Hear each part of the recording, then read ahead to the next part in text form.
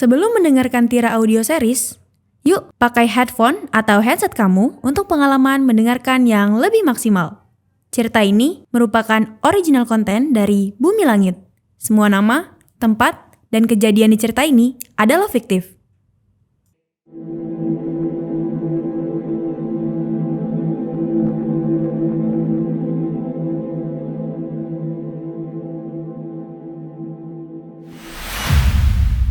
Sebelumnya, di Tira Tragedi Season 2.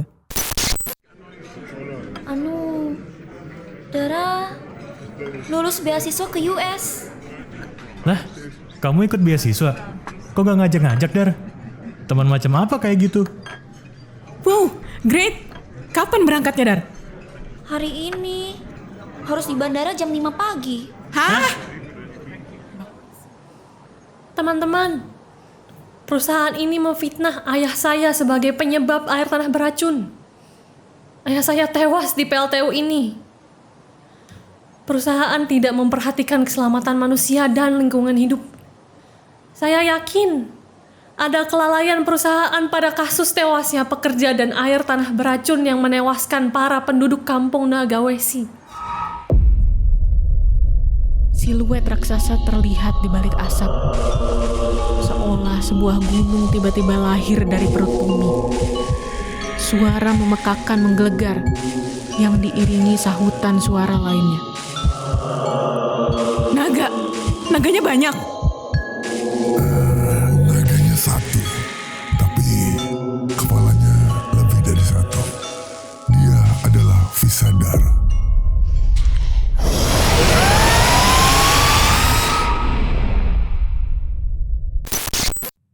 Tira Tragedi Season 2 Episode 2 Visadara.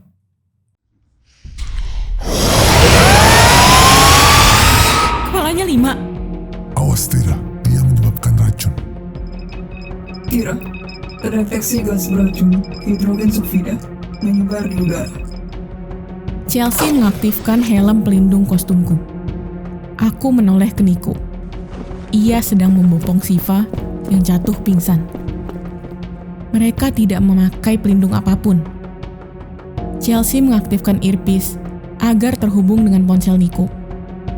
Dia dan Siva harus lari sejauh mungkin dan melindungi diri dari gas. Nick, hati-hati gas beracun. Hidrogen sulfida. Lari sejauh mungkin. Oke, Tira. Setelah memastikan Nico dan Siva sudah menjauh, aku memutuskan untuk menghadapi naga di balik asap ini. Ku dengar suara polisi batuk-batuk dan mengerang. Tatkala asap dan gas mulai menipis, tampak para polisi jatuh pingsan dengan kulit memerah. Aku berlari mendekat, tapi jejak naga yang disebut Visadara oleh Wisesa lenyap. Tanda-tanda ini benar. Ini bukti kehadiran Visadara. Kenapa dia lenyap? Dia nolong kita. Saya ragu tentang itu. Kuperintah Chelsea untuk menyambungkanku dengan 119. Bagaimanapun, para polisi ini perlu pertolongan. Ada keracunan gas hidrogen sulfida. Butuh ambulans dan medis. Alamatnya di PLTU Sugabara Utama. Aku melangkah menjauh dari barisan polisi yang tumbang. Benakku berkecamuk mengenai naga raksasa yang muncul sekejap tadi. Apa ia menolongku? Beberapa meter dari perusahaan Mami, tampak sebuah gapura perkampungan dengan papan bertuliskan Kampung Nagawesi. Nico dan Siva bersandar di sebuah teras rumah sederhana. Di sana-sini terdapat barikade dan tanda peringatan kalau area ini berbahaya dan terlarang. Info Chelsea mengatakan kalau Siva adalah orang terakhir yang selamat dari air tanah beracun. Aku melihat beberapa kemiripan antara dia dan aku.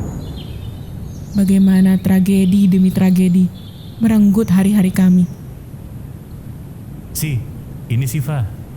Dia penduduk terakhir kampung Nagawesi. Aku Susi. Kampung ini ada naganya. Nagawesi. Wesi, bukan Wesi sih. Kampung ini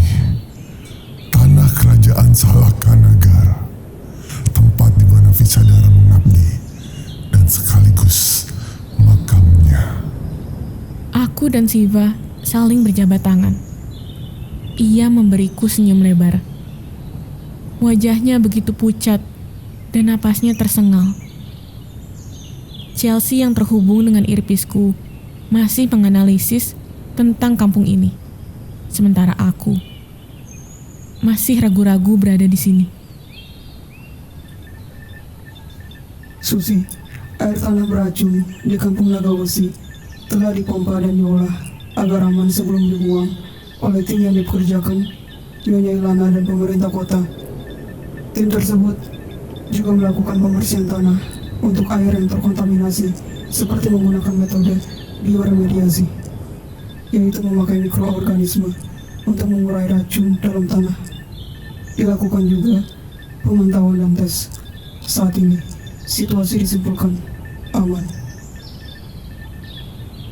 Kakiku melangkah menelusuri perkampungan diikuti oleh Wisesa. Kami mencari jejak naga Visadara yang muncul sekejap mata. Namun, Wisesa ataupun Chelsea tidak mendeteksi keberadaan naga tersebut. Bahkan, citra satelit dan CCTV terdekat pun tidak menyimpan potret Visadara. Padahal, jelas-jelas naga raksasa itu muncul sekelebat. Siva, kau pernah dengar naga di kampung ini? Legenda atau apapun? Aku duduk di samping Siva sambil memberi air minum yang kubawa di ransel. Kampung ini sebenarnya kampung adat. Turun-temurun kami dengar cerita kalau dahulu kala leluhur kami hidup bersama Nagawesi dan memproduksi banyak macam mineral dan logam. Tapi semua hancur karena ada perang. Orang-orang yang selamat hidup di hutan dan sekarang hancur kembali karena PLTU. Air tanah kami beracun.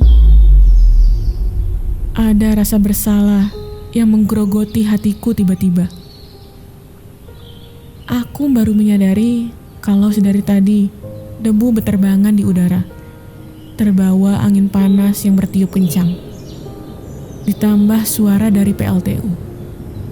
Di atas kami, matahari bersinar terik, membakar kulit. Ini cukup berbeda dengan lingkungan tempatku hidup. Rumah-rumah adat tampak diselimuti debu tebal, bahkan jalanan setapak pun penuh debu. Maaf, aku kehabisan kata, bahkan tak mampu meminta maaf dengan benar. Suaraku mengecil. Mungkin Siva tak terlalu mendengar. Mataku dan Niko bertemu. Dia mengisyaratkan padaku agar diam dan tak banyak omong, apalagi mengaku kalau PLTU itu adalah milik orang tuaku. Jangan sampai seperti luka yang ditabur garam, membuat pedih. Maaf, aku malah curhat. Naga ya? Meski nama kampung ini Nagawesi dan ada legendanya, kayaknya naga nggak ada di dunia ini deh. Naga itu ada. Data-datanya banyak sih, Fa. Aku udah lihat langsung naga petir. Kena sambarnya juga pernah sih. Nih, coba lihat video-videonya. Beneran? Kupikir editan loh. Malum kadang banyak hoax. Kalau benar ada naga di kampung ini, harusnya dia melindungi kami kan? Seperti dongeng yang ceritain almarhumah nenek waktu aku masih kecil. Tapi nyatanya semua orang tewas karena air tanah beracun. Belum korban-korban PLTU. Ekspresi Siva mendadak sendu. Aku merasa atmosfer saat ini tidak mengenakan. Kau demo karena yakin PLTU penyebabnya? Iya. Pencemaran dan limbah PLTU sudah ada sejak dulu. Korbannya banyak. Keluargaku satu persatu. Nggak usah dibahas, sedih. Aku udah nyoba banyak cara. Mulai dari lapor polisi, aksi damai, dan update di sosial media. Tapi akunku di-ban. Terus aku diusir dan hampir ditahan polisi. Jari jemari Siva yang kecil dan lentik menyentuh sudut matanya yang berkaca-kaca. Dengan sigap, Niko menyodorkan tisu. Apa maksud manusia itu? Ilana, penyebab bencana yang terjadi padanya. Mungkin.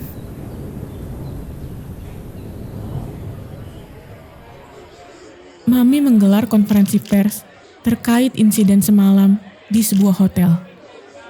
Aku, Wisesa, Niko, dan Siva baru saja sampai ke hotel. Tentu, Mami dan Tante Enggal tak tahu soal keberadaan kami. Mengenai Siva, dia memang tahu tentang acara konferensi pers ini dan bermaksud berdemo atau bertemu langsung dengan Mami, selaku pihak yang ia tuntut tanggung jawab terhadap insiden-insiden terkait PLTU. Sementara, aku masih menyembunyikan identitas sebagai anak orang yang ia tuntut. Di panggung utama, Tante Enggal mendorong kursi roda Mami. Mami muncul dengan setelan formal dan wajah yang pucat. Matanya tampak sayu dan tubuhnya tampak lemas. Ini kali pertama Mami tampil di publik setelah bencana di gua. Para wartawan bak semut mengerumuni Mami. Para aparat yang menjaga Mami segera mengamankan jarak antara Mami dan wartawan. Selamat siang para wartawan. Terima kasih telah hadir pada konferensi pers ini. Saya, Ilana, selaku Direktur Utama, ingin menyampaikan informasi terkait insiden kebakaran yang terjadi di PLTU Sugabara Utama semalam. Sekitar pukul 9 malam, terjadi kebakaran di salah satu unit pembangkit di PLTU Sugabara Utama. Api berhasil dipadamkan dalam waktu 2 jam oleh tim pemadam kebakaran internal. 2 orang security yang bertugas di lokasi kejadian mengalami luka bakar serius dan meninggal dunia di rumah sakit. Apa penyebab kebakarannya, Bu Ilana? Saat ini, tim investigasi kami masih bekerja untuk mencari penyebab pasti kebakaran. Kami menduga bahwa kebakaran terjadi akibat korsleting listrik. Bagaimana dengan keluarga korban? Kami telah menyampaikan belasungkawa yang mendalam kepada keluarga korban, juga memberikan santunan kepada keluarga korban dan membantu proses pemakaman. PLTU Sugabara Utama berkomitmen untuk mengutamakan keselamatan dan keamanan. Kami juga akan transparan dalam menyampaikan informasi terkait insiden yang terjadi, serta berjanji akan mengambil langkah pencegahan supaya insiden serupa tidak terulang kembali. Apa benar 2 security itu dibunuh sebelum kebakaran terjadi? Tewasnya bukan karena kebakaran. Lalu, apa Anda sudah punya daftar tersangka? Apakah ini berhubungan dengan menghilangnya suami Anda atau punya benang merah dengan tragedi air tanah beracun yang diyakini bersumber dari PLTU Anda? Kulihat Mami terdiam dengan tubuh bergetar, sementara para wartawan semakin ribut dan saling menimpali. Untuk itu, kami masih menyelidiki. Terima kasih. Sebelum para wartawan mengajukan pertanyaan lanjutan, Tante Enggal mendorong kursi roda Mami menjauh dari podium. Sementara para aparat berseragam bertugas mengawal Mami dan Tante Enggal. Sorot cahaya dari beragam kamera dan ponsel membidik Mami, diikuti dengan rentetan pertanyaan. Mami hanya diam, sementara Tante Enggal berterima kasih ke wartawan dan mengatakan konferensi pers telah selesai. Kami akan memberi update secepatnya kepada teman-teman wartawan. Terima kasih. Mataku tertuju pada Mami dan Tante Enggal. Rencanaku, setelah ini, aku kembali ke kampung Nagawesi dan PLTU untuk penyelidikan lebih lanjut. Pasti ada alasan kenapa Visadara atau Nagawesi itu muncul di PLTU. Hipotesis sementaraku, makam Visadara ada di antara kampung dan PLTU. Bu Ilana! Bu Ilana! Di sampingku, Siva berteriak memanggil Mami. Tangan kanannya mengangkat poster tuntutan. Ia berlari ke panggung, diikuti oleh Niko. Sialan, kenapa Niko malah ke arah Mami? bisa ketahuan kalau aku di sini.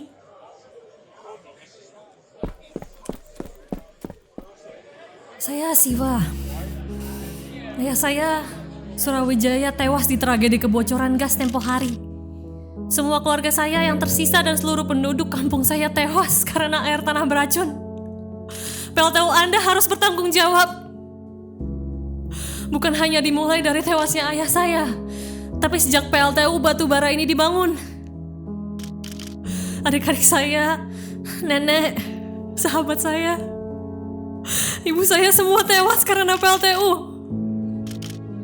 Wajah lembut Siva mendadak mengeras penuh rasa kecewa dan sedih. Tubuhnya gemetaran dan matanya berkaca-kaca. Para wartawan sibuk mengabadikan momen tersebut dan menanti tanggapan Mami. Aku memakai masker dan mengambil jarak dari Mami.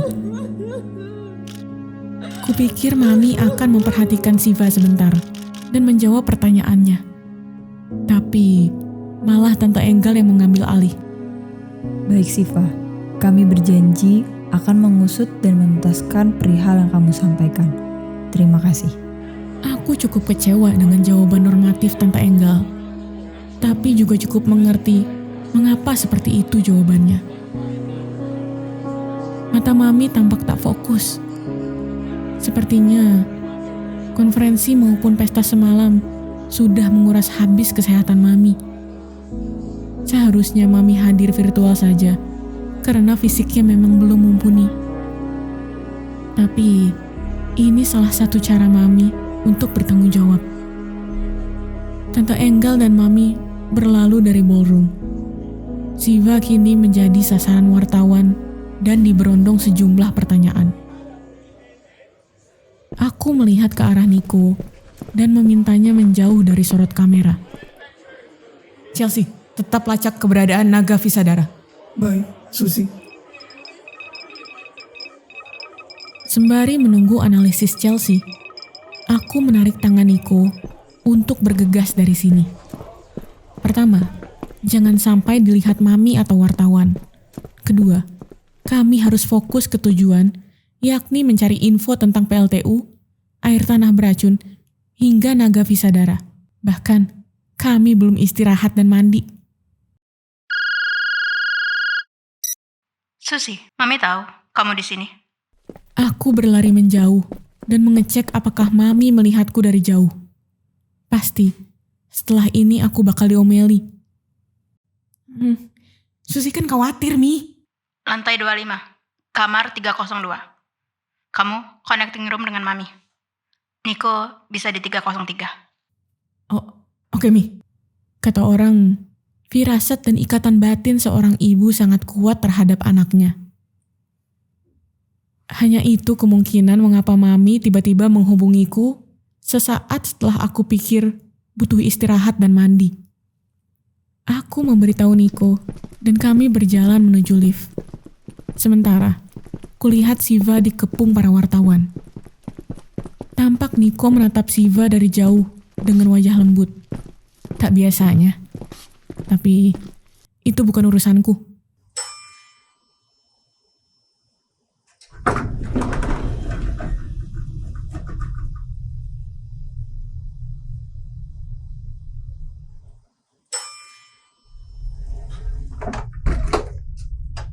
Aku, Niko, dan Wisesa berjalan menuju kamar Mami. Kami berpapasan dengan Tante Enggal yang keluar dari lift sebelah. Nona Susi, ini kunci kamar Anda. Dan ini untuk Tuan Niko. Tante Enggal melenggang ke kamar Mami, 301. Aku, Niko, dan Wisesa mengikuti dari belakang. Sampai Chelsea tiba-tiba berbunyi. Susi, terdeteksi gerakan angin dan bau yang aneh. Waspadalah. Spontan, aku memasang topeng mata dan semua pancara indahku waspada. Instingku merasakan aura bahaya mendekat. Bulu kuduku berdiri dan hawa dingin menusuk tulang punggungku. Aku meminta Tante Enggal dan Niko untuk menjauh dan hati-hati. Kubuka pintu kamar hotel Mami dan menyapu pandangan ke seluruh ruangan, tajam dan waspada. Tira, terdeteksi panas tubuh seorang di balik tirai. Tidak, sekarang dia pindah ke arah balkon. Tidak, sekarang menuju pintu keluar. Kecepatannya bukan seperti manusia biasa. Dari pemindaian cepat, terdeteksi adanya benda tajam. Aku melesat seperti info yang diberikan Chelsea. Sementara Tante Engel dan Nico yang baru masuk ke kamar hotel berteriak histeris. Nyonya! Aku menoleh ke arah Mami yang duduk di kursi roda. Tampak kesulitan bernapas. Dengan tenang dan sigap, Tante Engel memencet sesuatu di ponselnya.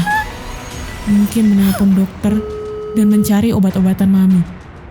Sedetik fokusku terbagi untuk mengejar penyusup atau memastikan keadaan Mami. Nico bergerak lebih cepat, melesat mendekati Mami. Hah, ada jarum di leher Tante Ilana. Tidak, itu bukan punya Nyonya. Kalau dari referensi komik yang kubaca, jangan-jangan jarum beracun. Beracun? Tira, kejar pelakunya. Serahkan Tante Ilana padaku dan Tante Engel. Kulihat sekilas Nico sedang berusaha menyelamatkan Mami. Ia menekan luka tusukan untuk memperlambat penyebaran racun. Sementara Tante Engel masih sibuk menghubungi tim medis. Aku butuh air untuk coba detoksifikasi racun.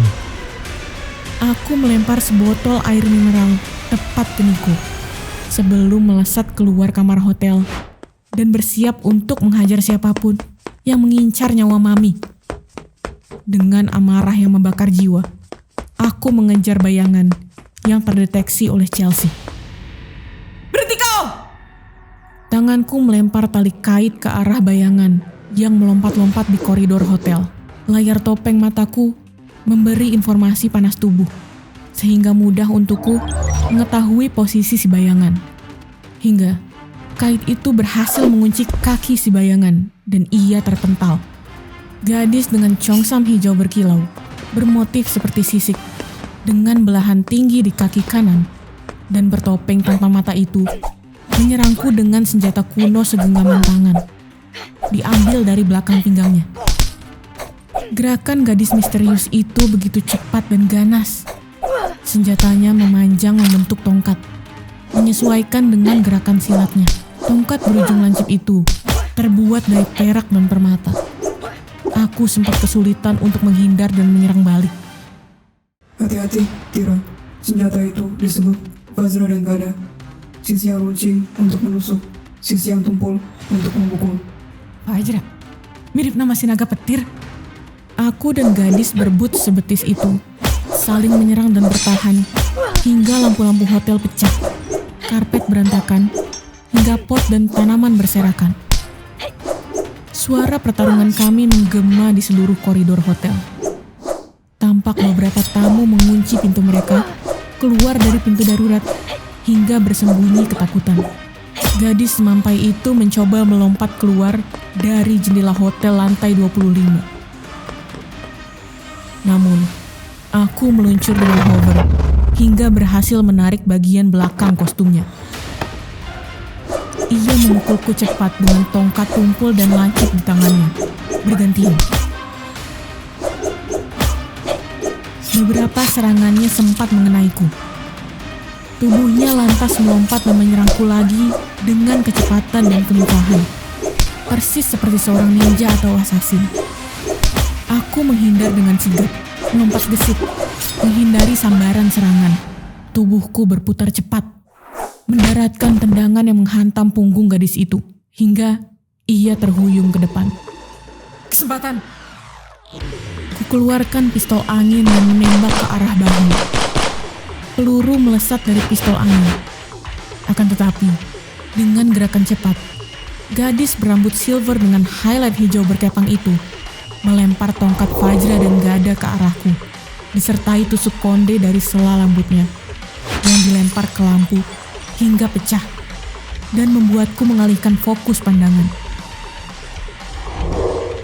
Dalam sekian detik, ia menyerangku lagi dengan Vajra dan Gada.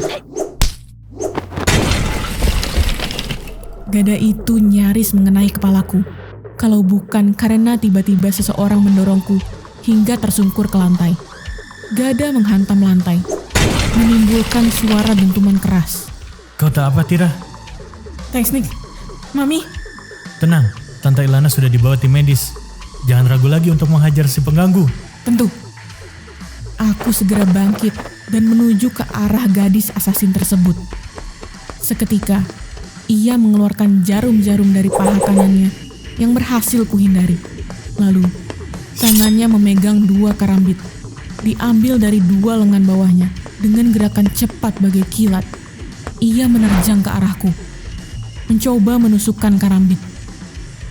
Aku bersiap menendang tangannya agar karambit itu terlepas. Tapi...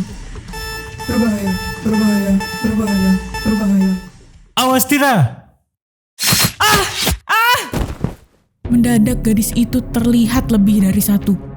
Bahkan, mataku maupun Chelsea kesulitan mengetahui mana yang asli dan ilusi. Kurasakan sayatan-sayatan tajam di sana-sini, terutama di bahu, lengan, dan perut. Sial! Padahal kostumku tebal, tenaganya kuat. Tubuhku terhuyung mundur. Gadis dengan topeng tersebut memanfaatkan kesempatan dan menyerangnya lagi dengan gada yang ia angkat tinggi-tinggi.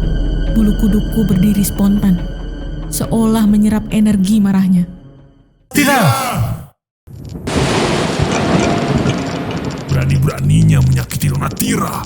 Tidak akan kuampuni. Lecutan petir mengenai tangan gadis semampai itu, hingga senjata-senjata di tangannya terhempas. Bajra muncul dalam wujud menyerupai manusia, dan di kaki kiriku muncul pusaka. Bajra. Maaf, Nona Tira jadi lama menunggu. Tadi aku masih membutuhkan waktu untuk mengumpulkan tenaga. Gadis itu bergerak untuk mengambil kembali senjata-senjatanya. Tetapi Bajra meluncurkan petir dan menghentikan gerakannya. Aku memegang perutku yang nyeri akibat sayatan, sembari berusaha melumpuhkan gerakan gadis tersebut. Aku harus mencari tahu siapa dia dan mengapa dia menyerang Mami. Sang gadis misterius ternyata bersigap kembali dengan tangan kosong dan melesat ke arahku dan Bajra. Aku bisa merasakan emosi dan tekad yang bulat darinya. Meski tampak tidak adil, aku dan Bajra mengkombinasikan tendangan dan pukulan bertubi-tubi ke arah gadis itu. Aku harus menang secepatnya. Tendangan mau Tira! Panah halilintar, pembelah buana!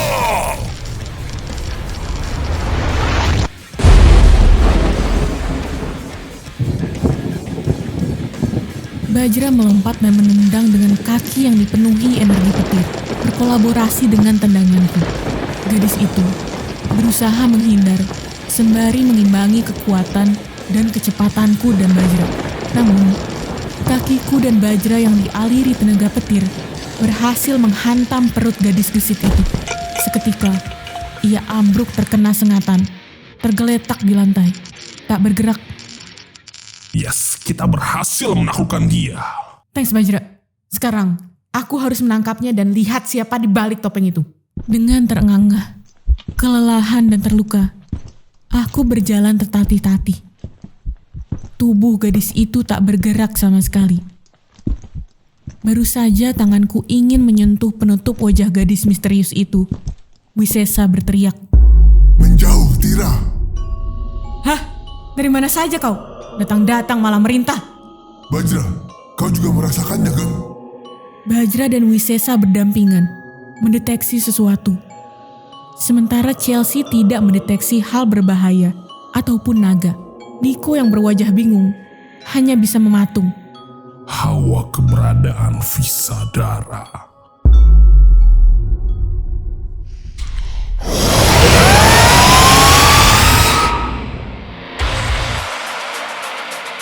Tira Tragedi Season 2. Karakter Tira oleh Nono GM. Pengisi suara Riri sebagai Susi atau Tira, Dierdi Anindika sebagai Naga Wisesa, Tanfis sebagai Naga Bajra, Dito Ahmad sebagai Nicholas, Devina Salmania sebagai Siva. Didukung oleh Nabila sebagai Ilana, Revia Israini sebagai Enggal, Hamid sebagai Chelsea, Yvonne Wilar, dan Ringgas Saragi sebagai wartawan. Produser Dierdra Anindika. Konsep cerita Oya Sujiwo, Nabila Rosyada, Imansyah Lubis, Dierdi Anindika. Konsep naga Fajar Sunggu. Desain naga HZ404XC Latifah NH. Desain karakter Krim Kopi Fauzia Chang, Ken Sani, Latifah NH. HZ404XC. Naskah Aries Tanabira. Editor cerita Oya Sujiwo, Dierdi Anindika. Ilustrator Yumi Becker. HZ404XC. Video editor Nadif Sanggara. Penata suara Nadif Sanggara dan Muhammad Rosan. Sampai jumpa di tragedi selanjutnya.